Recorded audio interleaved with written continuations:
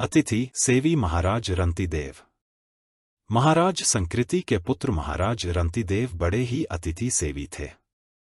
हम लोग यात्रा में थके भूखे प्यासे जब कोई घर देखकर वहां जाते हैं तो हमारे मन की क्या दशा होती है, यह तो यात्रा में जिसे कभी थककर कहीं जाना पड़ा हो उसे पता है।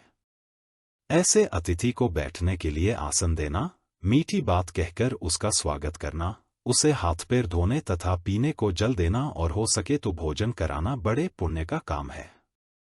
जो अपने घर आए अतिथि को फटकारता और निराश करके लौटा देता है, उसके सारे पुण्य नष्ट हो जाते हैं। महाराज रंतिदेव इतने बड़े अतिथि सेवी थे कि अतिथि की इच्छा जानते ही उसकी इच्छित वस्तु उसे दे देते थे।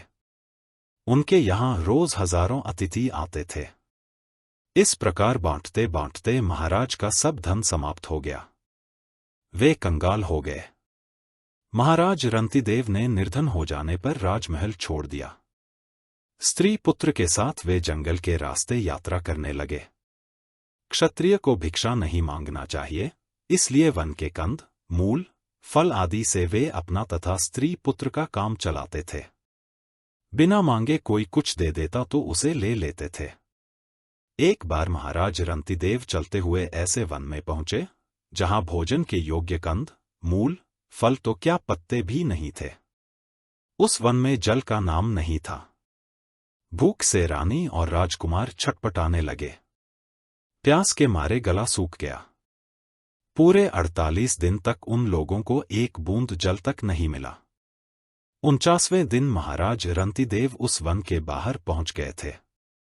पास की किसी बस्ती के एक मनुष्य ने उन्हें आदरपूर्वक घी मिला खीर, हलवा और शीतल जल लाकर दिया। महाराज रंतिदेव ने बड़ी शांति से वह सब सामान लेकर भगवान को भोग लगाया। 48 दिन के उपवास से मरने को हो रहे महाराज के मन में उस समय भी यही दुख था कि जीवन में पहली बार आज किसी अतिथि को भोजन कराए बिना उन्हें भोजन करना पड़ेगा। उसी समय एक ब्राह्मण वहां आए। वे भूखे थे। उन्होंने भोजन मांगा। राजा रंतिदेव बड़े प्रसन्न हुए। उन्होंने बड़े आदर से ब्राह्मण को भोजन कराया। जब ब्राह्मण भर पेट भोजन करके चले गए, तब बचे सामान में से राजा ने स्त्री और पुत्र का भाग उन्हें बांटकर दे दिया। अपना भाग लेकर वे भोजन करने जा रहे थे कि एक भूखा शूद्र आ गया। राजा ने उसे भी भोजन कराया। लेकिन शूद्र के जाते ही एक और अतिथि आ पहुंचा। उसके साथ कई कुत्ते थे। वह अतिथि और उसके कुत्ते भी भूखे थे। राजा ने सब भोजन अतिथि तथा उसके कुत्तों को आदरपूर्वक दे दिया। अब उनके पास थोड़ा सा पानी बच रहा था। राजा रंतिदेव के भाग्य में वह पानी भी नहीं था। प्यास के मारे उनके प्राण निकले जा रहे थे, किंतु जैसे ही वे पानी पीने चले, एक चांडाल यह पुकारता आ पहुंचा, महाराज, मैं चांडाल हूं।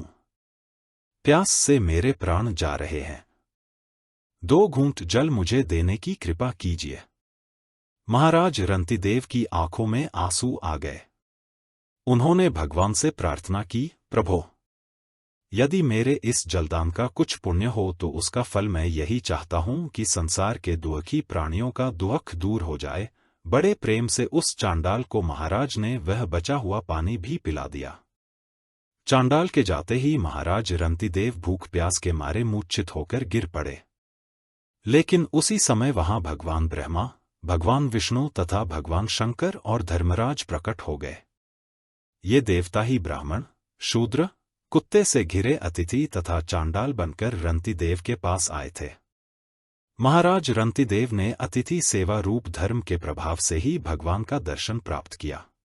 हमारे चैनल नित्या कुंज को लाइक, शेयर और सब्सक्राइब करें।